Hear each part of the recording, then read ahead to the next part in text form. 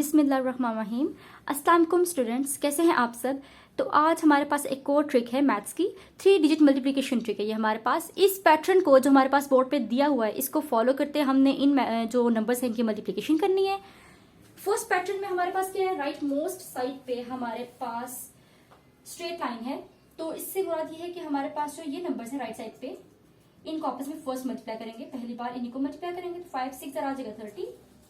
तो ये जो 0 है मेरे पास, इसको मैं उतार लूंगी यहाँ पे, और ये 3 जो है ये कैरी के लिए छोड़ देंगे। ठीक है।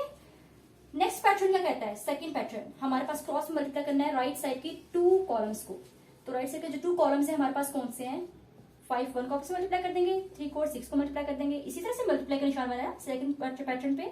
तो ऐसे कर लेते हैं, हमारे पास 3 6 आ गया 18 और 5 1 आ गया 5।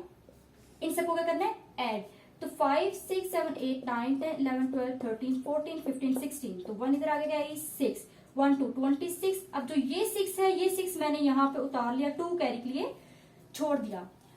अब हम लोगों ने सेकंड पैटर्न भी कर लिया। अब थर्ड पैटर्न देखते हैं। थर्ड पैटर्न में हमारे पास किस तरह से मार्क्स लगे हैं, इस तरह से कुछ लगे हैं हमारे पास मार्क्स। तो इस तरह से मल्टीप्लीकेशन कर लेंगे, right. So 2 6 are 12, 4 5 are 20 and 3 1s are 3। अब इन सब नंबर्स को आपस में ऐड कर लेंगे। 3 4 5 6 7 7 आ गया, 1 2 3 37। अब जो ये 7 है इसको यहाँ पे हमने लिख लिया आंसर में, और अब ये जो इसके साथ 3 था इसको हमने नेक्स्ट मल्टीप्लिकेशन के कैरी के लिए छोड़ दिया।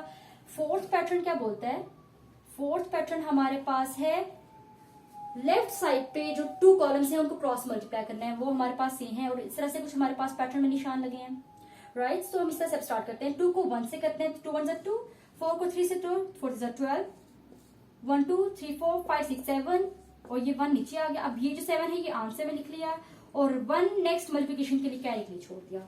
फिफ्थ पैटर्न क्या कहता है, फिफ्थ पैटर्न हमें लेफ्ट साइड पे, लेफ्ट मोस्ट साइड पे स्ट्रेट लाइन लगी है, मतलब इस तरह से कुछ लाइन है। तो हमने 2 और 4 को मल्टीप्लाई करना होगा जी। सो 2 4 8 आ गया, 2 4 8, और हमारे पास 8 और 1 को प्लस किया तो 9 आ गया। इस 9 को हमने यहाँ पर लिख लिया। तो हमारे पास 2 3 5 इंटू 4 1 6 की मल्टीप्लिकेशन का आंसर आ गया 9 7 7 6 0।